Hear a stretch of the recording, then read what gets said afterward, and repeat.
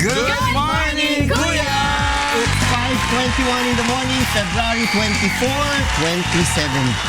Yan. Maraming nangyayari ngayong Oo umaga. nga. Yes. Since yesterday. Lahat yata halos kung puyat. Pag-iintay ng mga Ganap. mangyayari. Yes. ng mga ganap, ano. And mamaya pag-uusapan pa natin kung ano ba yung mga kinapuyatan ng mga tao kahapon and of course kung ano mga mangyayari ngayong umaga. May babatiin lang ako. Happy go birthday kay Senator Risa Hontiveros. Happy birthday! Happy birthday po. Wala lang! We like her! Hindi kasi binigla mo kami. Wala namang, di ba? Wala namang binanggit. Sana bumati din kami na. Happy birthday po. Happy birthday po. Senator! Kaya pala ako naka-red today. Kaya Naki-birthday nga, ako. kaya O ayan, sige, parang habang nakiki-birthday tayo kay Senator, ito naman, magtatanong muna ako sa inyo ng isang very relevant na question. I'm sure lahat kayo nagre-ready na dun sa tinatawag natin na the big one, di ba? The Lalo big recently, di ba, dahil Ang dami-dami nangyayari. earthquake, may nangyari sa Surigao. I heard may nangyari nga rin daw somewhere sa Davao ba? Or somewhere sa South, recently. So kayo ba, ano ba ang tingin ninyo sa mga pangyayaring ito? Ano ba sa tingin nyo? Ito ba ay something na talagang out of, kumbaga, dahil sa normal paggalaw ng mundo? Or do you think may mensaheng pinararating sa atin kaya nangyayaring ganitong klase mga bahay? O bagay? Doc Well, Bong? Oo, palagay ko may mga mensaheng gustong sabihin sa atin ng Diyos. Lalo na dahil yung kasing lindol, sinasabi na ano yun parang galit ng Diyos yan. Oo, yun, ganun. Kaya dapat ang tao dapat alam yung may update o dapat alam yung napapanahon nangyayari para naka-ready ka kung ano man ang ipagkaloob o ano man ang mangyari sa pang-araw-araw, naka-ready ka, hindi ka mabibigla. Kasi mahirap yun, lindol, hindi ka naka-ready, biglang lumindol Yes. nandun ka pala sa tinatawag na fault line, di ba? Kung kung magpapagawa ka ng bahay o kung ano man doon sa area na yon, alam mong hindi ka dapat doon magpagawa dahil delikado nga doon. Siguro dyan, kasi nung naalala ko nung bata ako, may mga naririnig akong kwento from sa mga medyo matatanda. Sinasabi nila na kapag nga daw sobra na makasalanan ng mundo, there will come a point, ito yung tinatawag nila na end of the world, na parang maniningil daw ang Diyos. So maraming sakunang mangyayari, lindol, bagyo, sama-sama na daw. So siguro dito nagmumula yung tanong ng mga tao kung yung mga ganitong klaseng pangyayari nga ba, yung mga kalamidad, iba't ibang sakuna sa mundo na nangyayari sa hindi naman sa Pilipinas kundi sa ibang mga bansa rin, ito ba ay maipinahihiwatig na mensahe o kumbaga parang sign nga lamang ng kapighatian? Ang sasagot po niyan ay si Brother Eli Soriano para sa ating Biblically Speaking.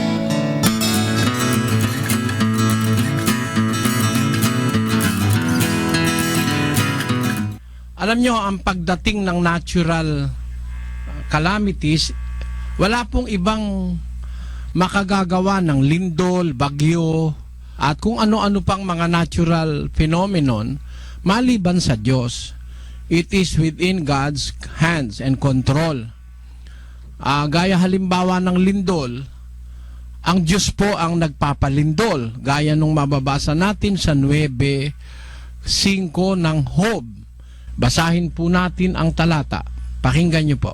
Na siyang naglilipat ng mga bundok at hindi nila nalalaman pagka nililiglig niya sa kanyang pagkagalit. Na siyang umuuga ng lupa sa kanyang kinaroroonan at ang mga haligi nito ay nangayayanig. Ayan, maliwanag po dyan kapatid na ang Diyos ang umuuga ng lupa pagka nililiglig niya sa kanyang pagkagalit. Ibig sabihin, pagka po lumilindol, nagmamanifest yung galit ng Diyos. Although may paliwanag ang siyensya na mayroong movement yung tinatawag na tectonic plates under the earth, yun po paliwanag ng siyensya. Pero ang paliwanag po ng Biblia, yung pagkaliglig ng lupa, yan po ay bunga ng galit ng Diyos. Ganon din naman yung pagdating ng mga tidal waves. Halimbawa, yung sinasabi naman sa aklat ng Amos, ganito naman ang nakasulat sa 9:6. Siya na gumawa ng kanyang mga silid sa langit at kumatha ng kanyang balantok sa lupa. Siya na tumatawag ng tubig sa dagat at ibinubugso sa ibabaw ng lupa. Panginoon ang kanyang pangalan. Ayun, siya ang wika ang tumatawag ng tubig sa dagat, ibinubugso sa ibabaw ng lupa. Yun po ang tidal wave. Ang Diyos din ang gumagawa nito. Yung mga bagyo, sino po ba ang may gawa rin yan? Pakinggan nyo sa Jeremias 25:32, kapatid. Ganito ang sabi ng Panginoon ng mga hukbo. Narito, kasamaan ay mangyayari sa bansa at malakas na bagyo ay ibabangon mula sa kahuli-hulihang bahagi ng lupa. Ayan, maliwanag po yan na ang Panginoon din ang gagawa ng pagdating ng mga bagyo. Ang lahat po ng ito, kapatid, mayroong ibig sabihin. Gaya ng sabi nyo, ito ay paalaala ng Diyos sa tao. Marami po kasing tao ngayon na hindi na kumikilala sa Diyos. Gusto lang ng Diyos na ma-realize ng tao, maalaala niya na mayroong makapangyarihang hindi niya kayang takasan. Ito po ang intention kung bakit dumadating sa atin ang mga natural calamities. Pero nakakapagtaka po sa Pilipinas, madalas. Ibig sabihin, maraming tao sa ating bansa na dapat managot sa Diyos. Maaaring yan po ay dahilan kung bakit dumarating ang mga kalamidad na ito sa mga tao. Tandaan niyo po, ang Diyos ang nagpapaulan, siya din ang nagpapasikat ng araw. Nasa Mateo po yan, Kapitulo 5, versikulo 45. Upang kayo'y maging mga anak ng inyong Ama na nasa langit, sapagkat pinasisikat niya ang kanyang araw sa masasama at sa mabubuti, at nagpapaulan sa mga ganap at sa mga hindi ganap. Ang dahilan ng pag-ulan, pagbagyo, anumang mga bagay na nangyayari, galing po sa Diyos yan pagka sa natural calamities. Ngayon, yan po paalaala ng Diyos sa atin. Sabi nyo, yan ba ay bahagi na ng malaking kapighatian? Is that part of the great tribulation that was prophesied by our Lord Jesus Christ? Umpisa po yan, kapatid. Yun ang sinasabi ni Kristo sa Mateo 24:8. Pakinggan nyo. Datapwat, ang lahat ng mga bagay na ito ay siyang pasimula ng kahirapan. That is the beginning of the end. Yan po, kapatid.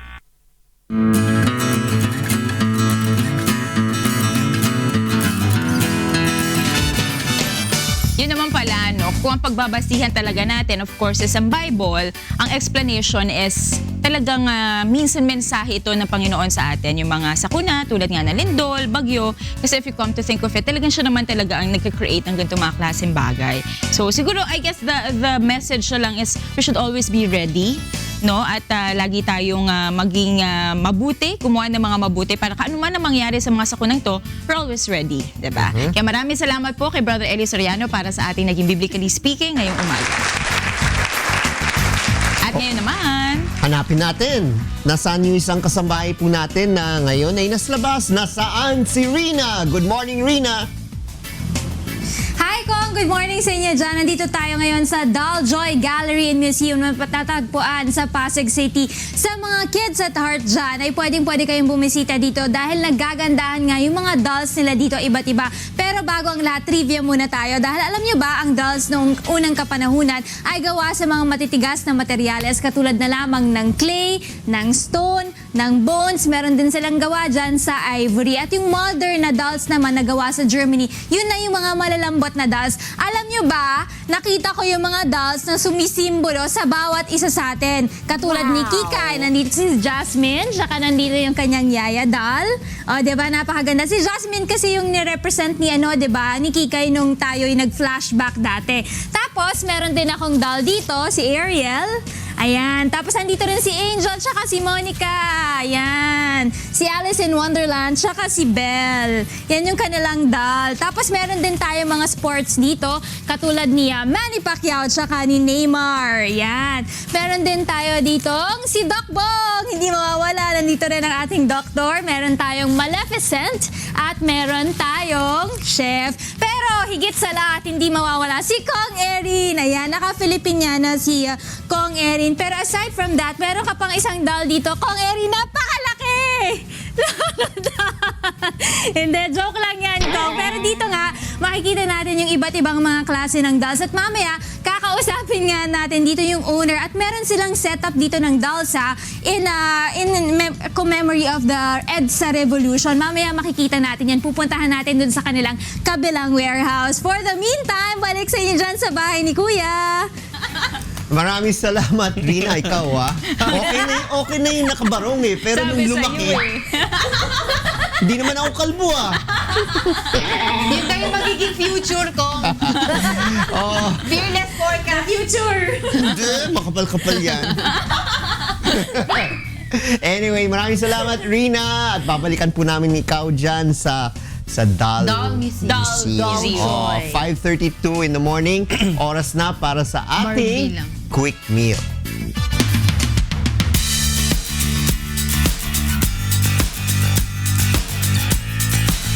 Good morning, Kuya, and good morning sa'yo, Doc Yes, Bong. good morning din. Happy Friday. Oo nga. It's nice to see you here. Of course. Back. Okay, so, ikaw na naman mag-ano tayo, mag-quick meal. Ano ba ang ating quick meal ngayon, Doc Bong? Well, ito yung ating, common to sa mga everyday, especially sa mga kids. Ito yung ating tinatawag na banana sandwich. Ooh, banana sandwich. Doc Bong, ano ba benefit? Di ba potassium rich yung banana? Potassium, Ano ba yung fiber. ginagawa ng Well, banana potassium, siyempre nagpapalakas ng muscles natin yan. Kailangan niya, especially sa mga kids. Kasi malilikot yung mga yan Energetic yung mga bata. Yes. So, very important, rich in potassium.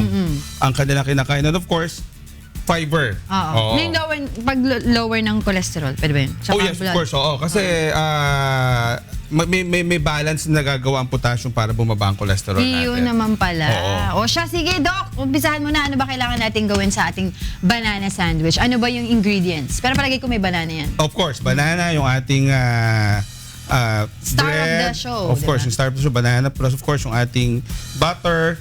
Meron tayong mayonnaise. And of course, yung ating strawberry jam. Ano na lang to? Strawberry jam. Oo. Isa na lang.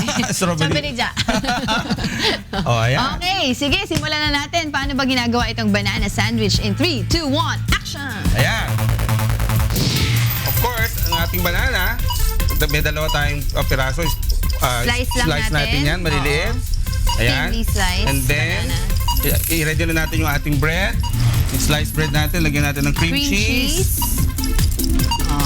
Okay. And then, yung ating strawberry jam. Dun sa kabila. No? Of course. So, ayan. One oo. each sila. And then, Yung ating banana, Doon. yun. And then, lagyan natin ng butter yung ating Yung pan. pan. i-fry. Fry. And of course, yan. Luto na. Bawa na. Ang ating banana sandwich. Ayan. Mabilis lang, ha? Ang Mabilis lang ginamit gawin. mong bread pala, Doc Bong, wheat bread. Wheat bread. Para Yan, healthy mas rin. healthy yan. Yes, ano? of Pero course. dun sa iba naman na hindi available yung kanilang, hindi available ang wheat bread, pwede naman yung mga ordinary, yung mga Bread. white bread. Oo. Diba? Pero ayan, diba? Wag lang mawawala yung ating banana. Tikman Kasi mo na. healthy. Hati tayo Sige, dito. Kika, halika dito. Tikman mo na. Okay. Oo. Habang, bago mo tikman, Yes. Medyo mainit pa, mainit. ha? Bago Oh, ko mainit, tikman ha? niya, mainit. Tingnan mo, pawis na nga si Doc Oo Bong nga, kakagawa. oh. Ayan, Doc Bong, oh, wag mo grabe. Medyo umusok-usok pa. Oo. Angela, Doc Bong, habang pinapalamig natin ng kaunti yung ginawa nyo sa quick meal, ngayon naman alamin natin kung magkano na nga ba ang presyo ng mga gulay dito sa ating Palengke Price Watch.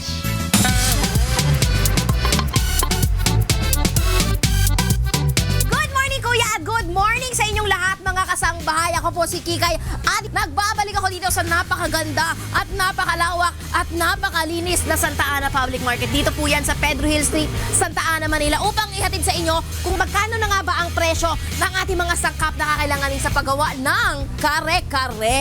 Okay? At nandito ako ngayon sa tindahan ng suki natin na si Nanay Yoli. Hi, Nanay Yoli!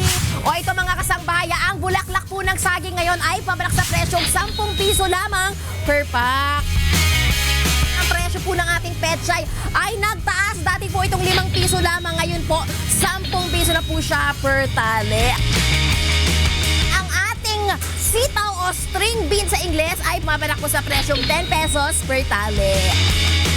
Nagtaas din po ang presyo ng ating talong sa ating po itong 50 pesos lamang. Ngayon po, 70 pesos per kilo. Itong puso ng saging po ngayon ay babalik sa halagang 80 pesos po yan per kilo. Ito ang tawag dito ay peanut at ang presyo po nito ay 35 pesos po yan per pack. Ang ating alamang po ay babalik sa presyong 100 pesos per kilo. Ang ating bawang po ngayon ay babalik sa presyong 150 pesos po yan per kilo. Ating sibuyas sa halagang 70 pesos per kilo. Ang presyo po ng pepper ay babalik sa presyong 5 pesos per pack. At syuete, at ito po yung nagbibigay ng kulay sa ating kare-kare. At ito naman po ay babalik sa presyong 5 pesos per pack. Maraming salamat, Ate Yoli! O ngayon naman mga kasangbahay, pumunta na tayo sa ating mga presyo ng baka. Let's go! O ayan mga kasangbahay, ito puntahan naman natin ang ating ox stripe o tuwalya. Ito naman po ay mabalak sa presyong 200 all the way na po yan to 220 pesos per kilo. O ito mga kasangbahay, alam nyo na ang presyo ng mga sangkap na ating kakailanganin sa paggawa ng ating kare-kare. Dito sa Santa Ana Public Market, located po yan sa Pedro Hills, Santa Ana, Manila. Ako po si Kikay at ito pa rin ang Palengke Price Watch dito lang sa Good Morning, Kuya. O ayan mga kasangbahay, ngayon alam nyo na ang presyo ng ating mga gulay mula dito sa napakaganda at napakalinis at napakalawak na mga daanan sa Santa Ana Public Market. Dito po yan located sa Pedro Hills State, Santa Ana, Manila. Kaya mga kasangbahay, ano pang inaantay nyo? Aba, gising-gising na. Oo, maligo pa kayo para fresh. At syempre, sumugod na dyan sa palengke dahil kapag may buwan naman, may diskwento. Yan po ang ating Palengke Price Watch for today. La la la la.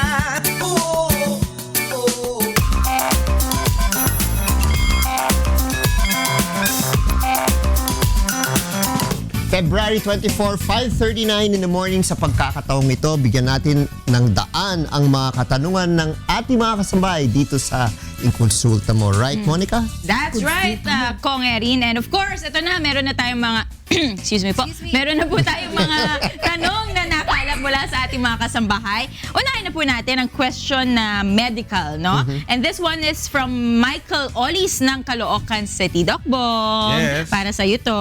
Ito yung kanyang question. Good morning po, Doc. Itatanong ko lang po kung totoo po ba na kapag nakatagilid sa gawing kanan, kapag natutulog, may masamang epekto daw po sa katawan. Actually, yung tanong niya, Bakit kanan? well, yun nga, ang ganda ng tanong niya. No? Pero basically, it's more of yung left side ang mas may benefit. Wala namang masamang benefit masyado yung right side. So meron kumaliwa talaga. ka, sa studies ngayon kung Meron na. pag nakatagilid ka sa know. kaliwa, di ba kumaliwa ka Oo. So ano ba yung mga parte na nandun? Unang-una yung heart mo. Yes. Mas hindi siya hirap. Pag nasa... Kaliwa ka. Oo. Mas hindi siya hirap mag-pump. Oo. Oo. Tapos yung breathing mo, mas maganda sa kaliwa. Kapag nakatagilid ka sa kaliwa matulog. oo, Okay, oo. okay. May mga studies na gano'n na ngayon. Anong binabasa ko ngayon, nire-review ko, teka muna, oo nga, no? Dati kasi parang baliwala lang. Kung matutulog ka, di kung saan mo gusto yung Position mo. Di ba meron kasing mahilig kumanan, merong mahilig kumaliwa, meron nakatehiya lang naman, iba nakadapa. Pero technically, nowadays, may mga anecdotal reports or even studies talaga na sinasabi na mas beneficial yung nasa left side. Left side. Ngayon, ito mapapansin natin to sa mga pasyenteng may mga sakit na rin. Kasi minsan, yung mga may hingal, especially pag palyado na ang baga, lalo na pag ang palyadong baga ay nasa kanan at kumaliwa siya, mas nahihirapan. Yes. Pag ang palyadong baga ay nasa kanan, ikinaliwa mo naman, hirap din. So technically, beneficial pag yung left lang talaga ang may breathing. No? Ngayon naman sa heart, sinasabi rin nila, pag medyo may hingal na ang pasyente, mas hindi siya hingal pag sa kaliwa siya humihiga. Bakit? Kasi Doc Bong, I would always think dahil nasa kaliwa yung puso, no, left in a little left of center, dahil nasa kaliwa ka, mas naiipit kesa kapag nasa kanan. Mas free Yes, oo. Hindi pala ganun. Mas maganda ang pumping niya pag nasa left side. Kaya lang, syempre, yung yung tanong nung ating televiewer, syempre subject for ano pa yan, studies. No? Further Pag-aaralan studies. pa kasi ano lang konti pa lang yung mga nagsasabi ng benefit. So hindi talaga siya technical na talagang dapat nang gawing rule na confirm. na pag matutulog ka o lahat nakakaliwa, di ibig sabihin ganun ba 'yon? Hindi naman. So kasi lalo na pag tulog ka na, di mo na maalam kung saan ka talaga nakapwesto na, no? Yes. Baka mamaya yung asawa mo, nagkakaanang ka, kaliwa. Ginising ka. Gising ka. Hindi ka na makakatulog niyan. Although isa pang added benefit niya doon sa mga nag-snore. So yeah. technically Ay, mas maganda yes. nakatagilid. Yes. Oo. So yun Any yun. side. Any side. Pero yun nga sa studies, binasa ko nga rin yan. I was really, interesting. stand na, teka, pati pala yung pagpupwesto sa pagtulog, may benepisyo sa ating katawan. Hindi talaga masama yung kumanan, pero more of yung Mas okay magkaliwa. pag nasa kaliwa. Yes. Ay, Ganun Hey, na lang. Doc Bong, Ganun yun. may medical kaya kung saan matutulog yung babae at lalaki? Kanan o kaliwa? You won't wake up on the other side. Di ba? Wrong side of the bed.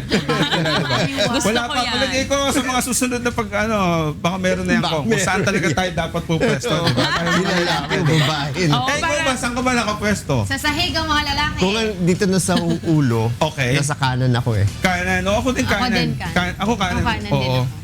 Ikaw kanan. Kanan ako. Wala namang special ano Ikaw yun. Wala nasa naman, kanan. kanan ako. Tapos yung mga lalaki dapat nasa sahig. Sahig. Oo. Minsan nasa labas ng kwarto, di ba? Oo, sa labas pwede. Makatok. Ayun. Oh, but that's very interesting, Doc Interesting. Bong. ha? Yun, Ngayon sige, lang namin pag-usapan narinig natin next yan. time. Aralin natin yan. Sige. Tingnan natin kung ano ba talaga yung benefit nun. Pero for the moment, meron talagang sinasabing May pag-aaral. ganung Oo. study. Yes.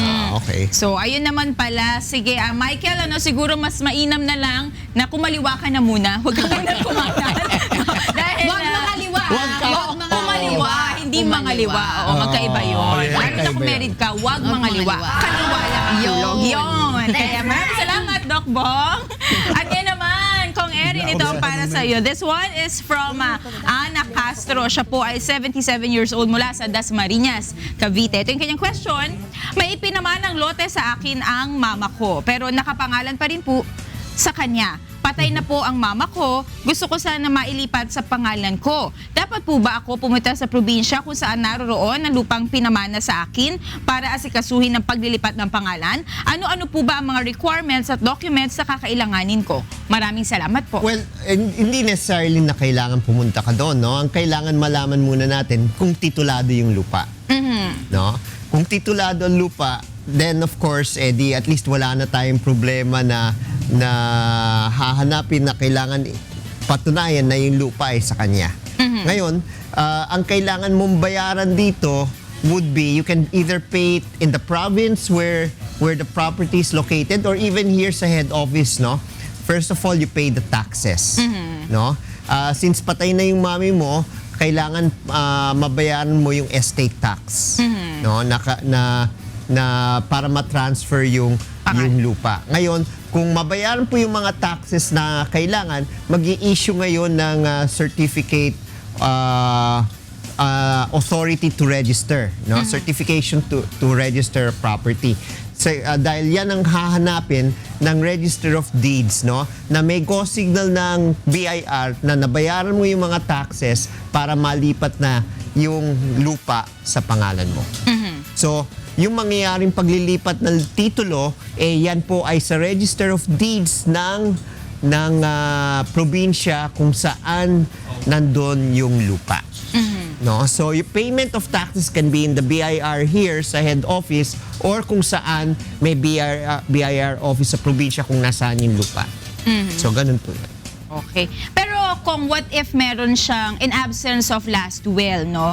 And may mga kapatid siya. Kung may mga kapatid, wala sa kanya di ba? Oo. So, dapat lahat sila ang mag-inherit sa lupa. Hindi lang sa kanya ipapangalan. Hindi lang sa kanila. Siya yung panganay. Yes. Yes. Alright. So sana nasagot namin, Ana, ang iyong katanungan. At maraming salamat, Kong Erin. And of course, Doc Bong. At para sa ating mga kasambahay, na tuloy-tuloy po ang aming pagtanggap na inyong mga katanungan. Hanggang 6:45 in the morning, maaari nyo pong isend ang inyong mga medical and legal questions. Oh.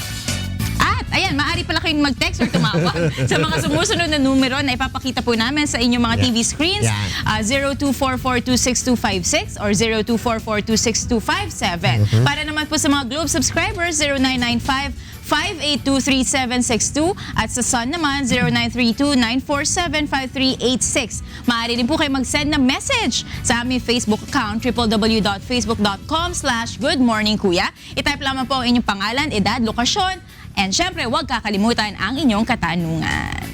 At dahil nag-usapang medical na tayo Medical. kanina, Oo. ituloy-tuloy na natin ito, Doc Bong, para naman sa ating usapang pangkalusugan.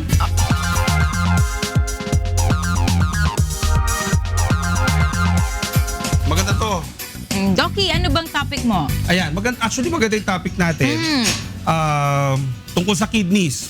Oo, ano ba yung mga senyales o what are the, dito 10 signs of kidney disease yung ating i-discuss. Papakita natin sa ating mga tagapanood na pwede palang makita through physical na wala mo ng kahit sa sarili mo lang, ma-observe mo lang. Wala pang mga intervention ng doctors. Okay. Of course, yung una, changes in your urinary function, ano? Di ba ang trabaho ng kidney, yung urinary system natin magpaihi sa atin, ano? So kung may pagbabago na sa dami ng ihi o sa dalas ng pag-ihi, kunyari mas madalas ka na, usually sa gabi, imbis na, ang common kasi 1 to 2 times lang hanggang sa mag-umaga. Okay. Kunyari nakaka 4 to 5 times ka.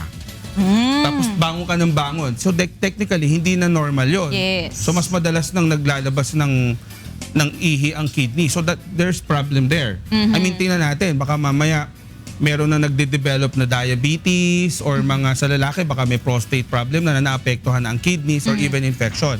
So doon pa lang sa pagbabago sa dami at dalas ng pag-ihi, pwede mo nang makita na may problem ka na sa Or kidney. kahit doon sa naman, hindi ganun kadalas, no? Oo, yung mabawasan din yung frequency. Oo. Yan. And then, okay, next picture. Well, ito yung pinaka-last natin, yung pagsusuka, no? Tsaka yung parang maduduwal, ano? Pag kasi ganyan na pala at may kidney problem ka, it means hindi na kayang i-absorb ng kidney mo yung kinakain mo. Or even the medications. Nire-reject na. Nagkakaroon na ng toxicity, nag-overload na. Okay. So, ang isang side effect sa katawan pala ng tao, magsuka o maduwal. Especially pag mataas na yung tinatawag na creatinine ko. Pag nag-overload na tayo ng creatinine, ang tendency magkakaroon ng acute gastritis ang tawag natin doon, o nagkakaroon ng parang pangangasim na ng tiyan.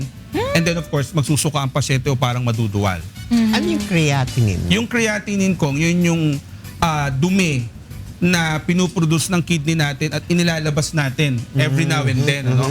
So basically, dapat mailabas natin yung creatinine na yan dahil nanggagaling yun sa dugo. Ang dugo kasi umiikot sa katawan, Yes. di ba?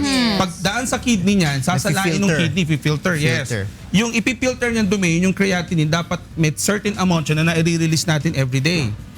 Pag hindi mo na-release yan, mag-overload, ayun na nga, isa sa mga makikita mo magsusuka o parang naduduwal yung pasyente. Other pictures yan. Of course, shortness of breath, nahihirapang huminga o parang kapos huminga o sa paghinga kasi nagkakaroon ng overload ng fluid. Pag hindi nagre-release ng fluid ang kidney natin, siyempre maghahanap ng lulugaran yung tubig or yung mga waste products. Ano? So technically, pupunta sa baga. Ang pasyente hirap ngayong huminga. Pag in-x-ray mo, parang may tubig, parang cloudy. Dahil hindi lang makaihi. Ngayon, yung iba, ang ginagawa natin dyan, especially kung mataas na rin ang blood pressure, mabanggit ko lang, pinapaihi natin mabilisan para ma-relieve siya sa paghinga. Kasi importante siyempre paghinga, delikadong kinakapos ka. Yung ibang pasyente hindi makahiga, nalulunod, bumabangon, natutulog, nakaupo na lang kasi punong-puno ng tubig yung baga. Because of kidney problem. Okay. Of course, blood in the urine, very, very good example. Pag ito talaga nakita natin sa ihi natin, takbo na kagad sa doktor magpatingin na. Very important na walang dugo ang ihi. Pag may dugo ang ihi, maraming problema. Baka dun mismo sa kidney may gumagasgas na bato doon o bara o may tumubong bukol doon o kung ano pa man na nahahadhad yung daanan. Yung lining ng daanan ng ihi, nagkakaroon ng pagtagas ng bleeding. Ano? Kasi nagagasgas yung ugat eh. Magdudugo ngayon yan. So technically, pag may dugo ang urine, go to the nearest doctor, pa-check up Emergency tayo. na yun. Yes, emergency na yan. Foamy urine, yung parang nagka-cloudy, Nagbubula. parang bumubula. Oo. Sign pala yan ng leakage ng protina. May protein leak. Oo. So, dapat kasi yung protina, kagaya ng asukal, pag umihi tayo, hindi dapat lumalabas yun, dapat nasasala pala ng kidney, ibinabalik sa katawan natin. Kasi importante yun eh. Yes. Pero pag overload ka na ng protein, o kaya nasira yung panala ng kidney mo, nagli-leak out yung protein. Pag nag-leak ang protein natin, it's either overload ka na ng protina o kaya talaga hindi na masala yung ng kidney mo yung protein. It's a sign of kidney problem also. Baka mataas na rin ang creatinine. At saka yung foam urine, hindi naman protina lang. Mga waste products natin yan sa katawan, mga toxins yan na nagiging bula pag iniihi lang natin. So pag meron na yan, ibig sabihin overload ka talaga. O overload ka ng ganung bagay. Of course, pamamanas o pamamaga, swelling or edema, no? So nakikita natin nagsisimula yan sa paa. Magmamanas muna yung paa, tapos yung legs, yung ito, tapos hita. Kung minsan, lumalaki yan siya, nagkakatubig ang baga. So dire-diretso.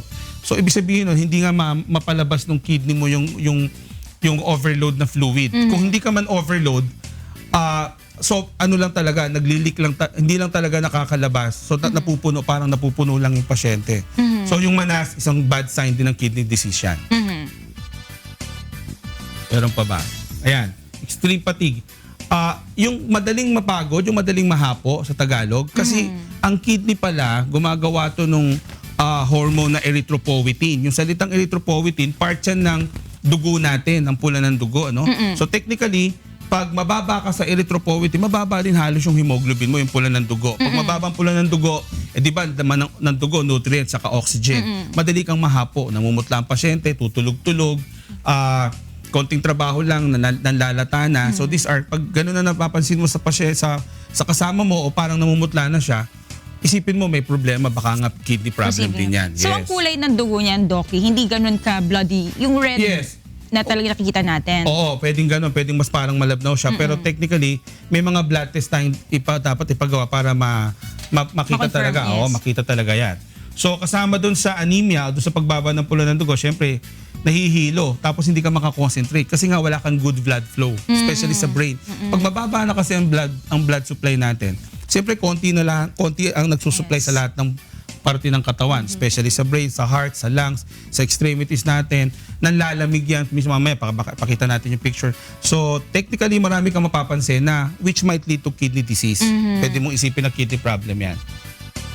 And then, ayan, yun nga yung parang nanlalamig ka, nasa mainit ka ng lugar, giniginaw ka pa rin. Oo, sign of kidney disease din yan.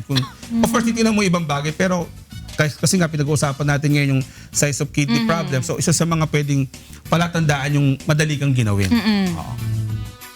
And then, rashes. Kasi yung rashes pala, pag sa kidneys ang cause, yung rashes, hindi siya simpleng dermatological problem na parang skin rash lang at dermatitis lang. Pwedeng yung pala yung mga toxins mo, yung lason, yung dumi, nagiging parang Sa skin pula-pula. na lumalabas? Oo, lumalabas sa skin. So nagiging parang makati yung balat. Meron bang areas, Doc Bong, na mas madalas labasan ng mga skin rashes kapag O kahit kidney-related? Well, kamukha niya, pinakita niya sa braso. Pero technically, dun sa mga areas na madaling mamawis. Armpit, yung singit natin, sa may bandang Mga singit-singit puwitan. sa mga folds. Yes, yung mga ganun, skin folds, So, pag ganyan pabalik-balik na, pero kasi yan usually nakikita sa mga diabetic patients eh. So, para bang skin rashes, may diabetes, may kidney problem. Parang ganun. Titingnan natin ganun. Ayan.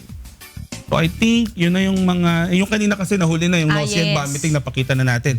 So ito pinakapakita natin sa ating mga televiewers na of course meron dapat na consult sa doktor, pero sa sarili mo pag nakikita mo may changes ka na o sa mga kasambahay natin, kasama sa bahay, sa family, huwag ipagbolang bahala.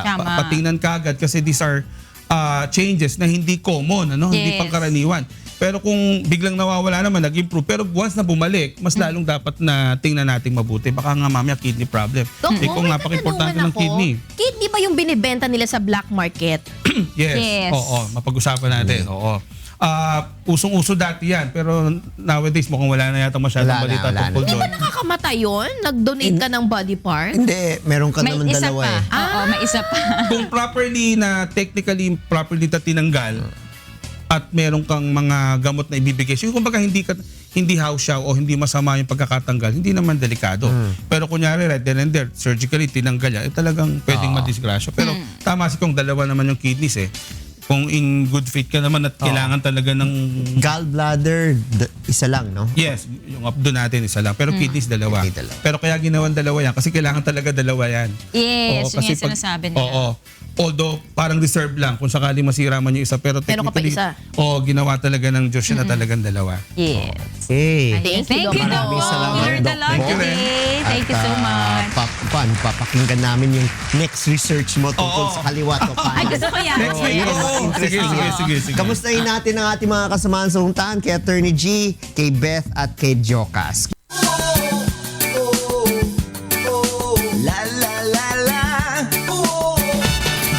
Nagbabalik po ang Good Morning Kuya, February 24, a day before the EDSA Revolution. 6:35 a.m. Narinig niya ba ang salitang squandered? Yes! Iyan ang ating word for the day.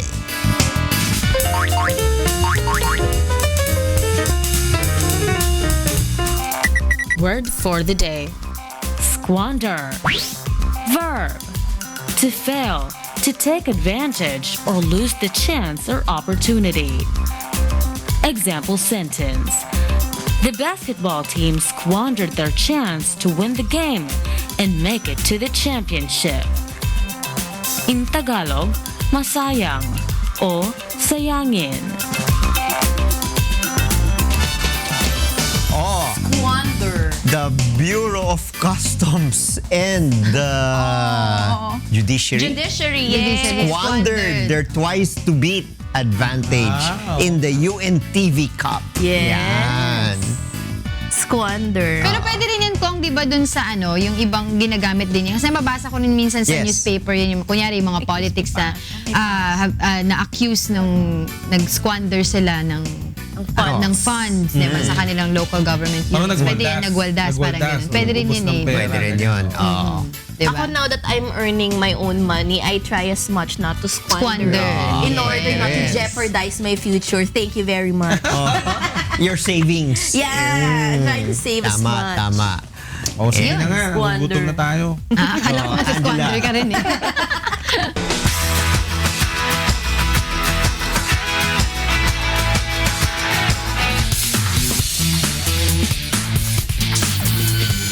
Okay mga kasambahay, for the last day exercise natin for this week is yung legs natin.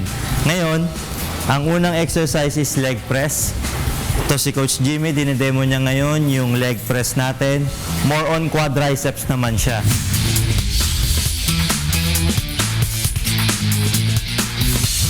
Ang tips naman dito, 15 to 20 reps, at least 70 pounds or kung anong weight na kaya nyo. At least 3 rounds to 4 rounds. And then proper breathing niya is inhale, pag-push, and then exhale, pagbalik.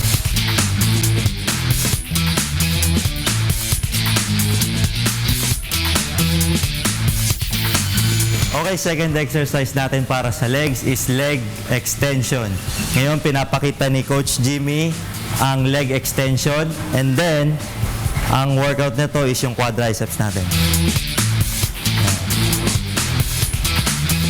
Laging dahan-dahan yung pababa para mas mapil natin yung muscle na wino-workout natin, lalo na yung quadriceps.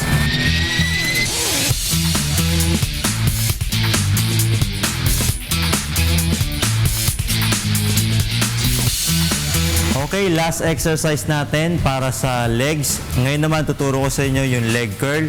Ang in-exercise naman ito yung glutes natin, your hamstring. Dito naman siya sa likod.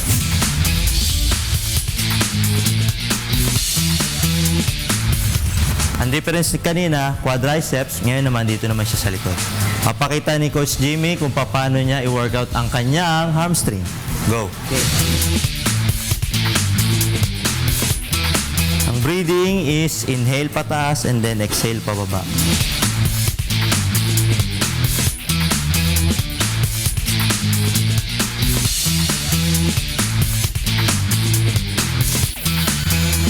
Okay, yan po yung tatlong exercise natin para sa legs. Ang una is leg press, leg extension, and then leg curl. And then konting tips, more effort, more progress, mas okay po yun.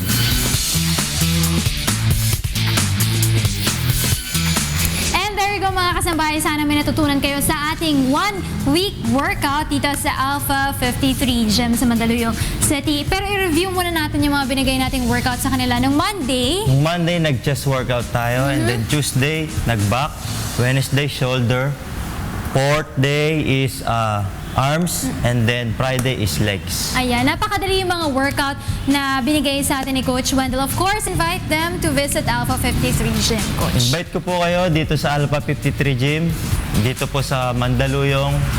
Hintayin ko po kayo. Kita-kits po tayo. Maraming Ayan, salamat. bisitahin nyo rin ang kanilang Facebook page. Yes, Tama ka ba? Alpha 53 Gym. Palike na lang po. Ayan. Thank you so much at sana may natutunan kayo sa ating Fitness 101. For more fun, fit, and healthy tips, tutok lang kayo sa ating Fitness 101.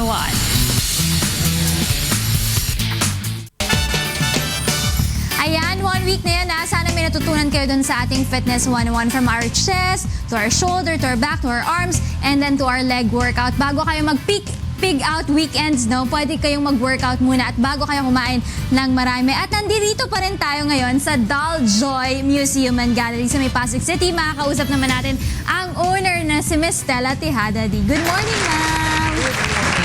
Ay, dito po kayo, ma'am. Ayan, papakita natin sa iyo dahil sineselebrate nga natin itong commemoration ng EDSA Revolution. Papakita natin yung mga nagagandahang dolls dito, ma'am. Kung saan makikita nga natin dito yung sa EDSA Revolution noong February 25, 1986. Ma'am Stella, ano po ba yung mga dolls na makikita natin dito? Sino-sino to? Ito yung mga main characters ng EDSA Revolution. That was the installation of Cory. Okay. And that guy there is Doy Laurel, the Vice President, Cory, and the next is Aurora Aquino, Aquino, the yes. mother of Ninoy. Cardinal Sin, of course, Secretary Enrile, and Gringo. And the rest are the soldiers The nuns. and the nuns The priest. who were there Yes. during that time. And they joined the revolution. Ito po bang mga dolls na ito ng EDSA Revolution natin? Matagal nyo na po ba itong nagawa, ma'am? We set this up, I think, 3 years ago, so that we will have a remembrance of our peaceful revolution. Okay. Ano po ba yung pinaka-memorable sa inyo ng EDSA Revolution? Kasi 2 years old pa lamang po ako noon eh. Because we live in San Juan and very near Crame. Okay. I saw all the helicopters and small planes with soldiers and mounted ammunitions. So we were nervous. Yeah. So parang nakaka-trauma sa inyo na experience. Oh yes, it was really a trauma. For 3 days or 4 days, I didn't have sleep. And on the 5th day, I landed in the hospital. Okay. Ito naman pong display nyo, ngayon nyo lang po ba ito nilalabas? Or every February nyo lang po ba ito nilalabas? Itong EDSA Revolution? We set this up 2 years. 2 years na. Okay. So that, because every year we change our modules in order to let the children be aware of history. Ayan. At dito rin mga kasambahay sa Daljoy, makikita nyo rin hindi lamang itong EDSA Revolution na doll nila, kundi meron din tayo yung mga iba't ibang presidente ng Pilipinas. Nandyan yung about sa Luzon, sa Visayas, sa Mindanao. Kanina meron din sila yung Precious Moments doll, Oh, yes. diba? Ayan, ma'am, kailan pa po kayo nag-start na gumawa ng dolls? We started during the start of martial law, September 21, exactly on the day that Exactly on the martial day. law was declared. Ano po yung unang doll na ginawa niyo po? We were making dolls for our children. So ang mga names nila all after our 4 girls, Sandra, Brenda, Sheila, and Gigi. Then 1 year later, we had a son naman. So That started is that again, with the dolls With naman na panlalaki. yes, JP naman. Ayan. So dito nga makikita niyo yung iba't ibang mga dolls. At syempre dito, pwede rin kayo makabili ng mga dolls nyo. Tanungin natin si Ma'am Stella, ano yung price range nyo dito sa mga dolls na ito? Ano naman, we have 35 pesos and then going up, pero mostly are our products. We try to have dolls within the current events like Miss The Universe president, dolls. Miss Universe, the president. Presidents. We have community helpers, and also we have activities here. The children would dress up the dolls, and the one who finished dressing up will be the winner, and So, she gets the doll for free. Wow. So they Free have yan. an educational tour around this area. Yes, Yan, please invite them to visit Daljoy Gallery and Museum here in Pasig City, ma'am. All our guests, all the schools that have come over, it is about 500,000 guests already, are very clearly satisfied with what we are showing here. Lahat sila, when they come in, they are wide-eyed and shout, wow! Wow, yes. So that makes me happy. Yun lang ang nagbibigay ng ano sa akin. Ayan, para Kaligayahan. bisitahan sila, ma'am, pwede silang bumisita dito sa may C. Raimundo, Pasig City lang, Yes. di ba? Sa tapat lang sila ng may McDonald's area. At open naman ito. What time po kayo nag-open dito, ma'am? We open at 8 and then end at 5. But it is better if you have a tour operator who will lead you to Show you how to- around. Yes. Alam niyo ba mga kasambahay, may nakita pa ako dun sa isang area kanina. May mga dolls sila ng iba't ibang school, di ba? So That's makikita right. mo kung isang school uniform ka, mapapabilang. Madami doon, mga 300 plus ata yung nakita ko doon, that's- or more than. More. Than. Thousands na. Ayan. Meron po ba kayong social media account? Meron Facebook po ba? Yes, ang we Daljoy? are on, we have a website. Website. Oh, yes. Ayan. Ano ba yun? Ayan. Mensahe po para sa ating mga viewers ngayon. Yes, I enjoined you to come over, see our modules, all educational, and you will not regret. You will always be happy here. Thank you. Ayan, maraming salamat po sa inyo, Ma'am Stella Tejada Diaz. Sa mga kid at heart, gustong bumisita, bisitahin nyo lamang sila. Malapit lang po sila dito sa may Pasig area, sa may C. Raimundo, tapat lang po ng McDonald's. Huwag niyo pong kalimutan ang Daljoy Gallery and Museum. Yan, balik sa inyo Yes. dyan, sa bahay ni Kuya. Thank you.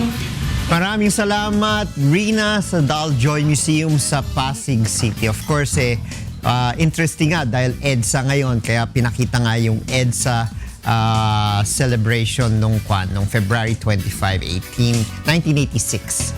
Okay, puntahan po natin ang ating, kikay muna pala, sa ating Something Good. Kikay?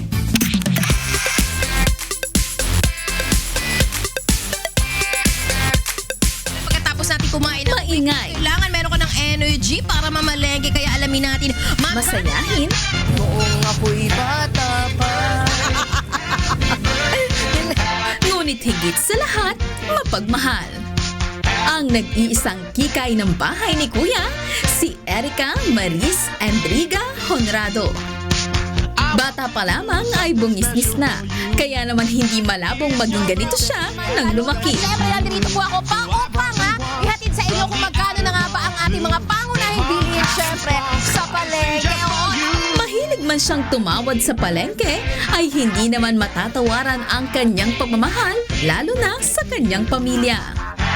Kaya naman para sa nag-iisang kikay ng bahay, narito ang kanyang real-life dudong na gustong bumati. Happy 25th birthday, baby. And wish you all the best. Kung may problema ka, lumapit ka lang sa akin and stay that way. At mula sa iyong GMK at UNTV family, isang pasasalamat at maligayang pagbati sa iyo, Kikay.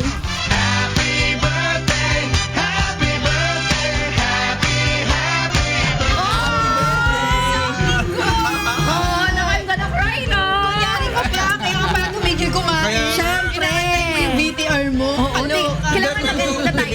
siya ng pansit. Eh, di ba? Sabi nga niya, long birthday. life. For long life. di ba? Oo. Gusto ko, Birthday. Yay! Thank you, Chef! Thank you, Miss Cosita! Love it! I love it! Wish mo, Kika. Okay, ang wish ko sana pumayat na ako ngayon, 25 years old na ako. Sana hindi lang siya wish, sana maging reality na siya. Thank you, Chef! Happy birthday. Okay, I'm gonna blow the candle now. Yes! 25. Yes! 25! Pero tomorrow pa yung birthday ko on Feb 25. Yes! So, Pinanganak ako naghihimagsikan ng Pilipinas. Oo nga. Gusto ko na rin kunin yung opportunity na to, Doc Bong, pati na Yes. rin sa mga kasama. Una-una magpasalamat kay Lord dahil marami siyang talentong nabigay sa atin at nabibigyan tayo ng opportunity na na maibahagi ito sa publiko.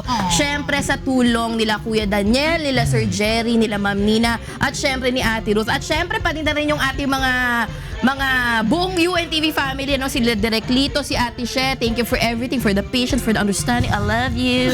At syempre to my family, thank you for being a good family. At syempre sa aking boyfriend, si Dudog, I love you.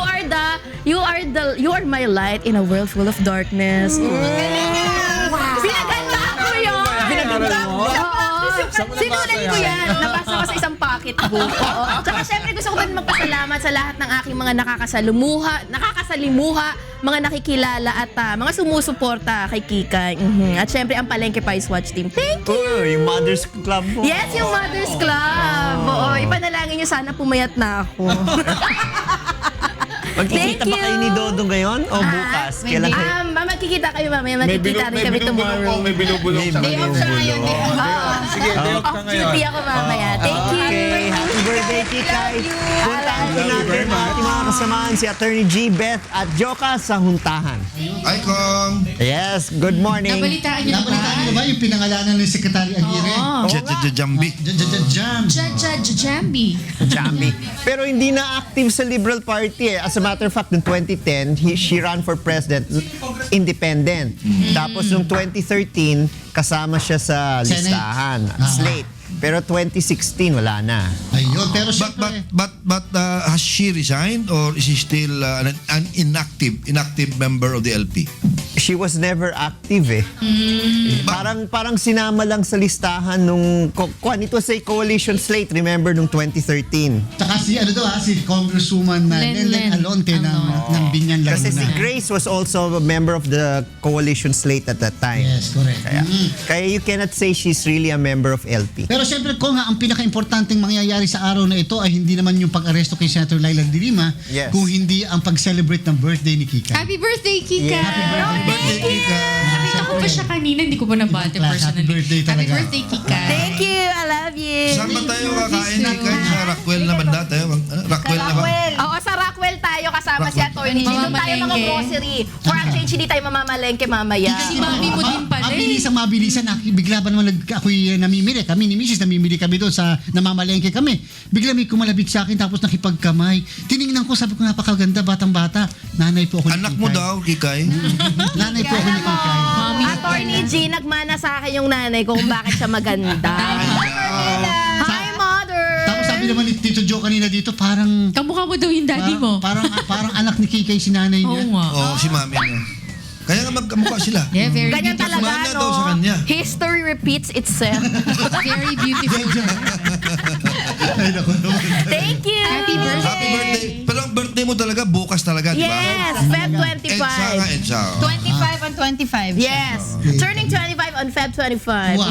Oh, maraming salamat sa inyo. Maraming Thank salamat. you. Happy weekend. Happy weekend.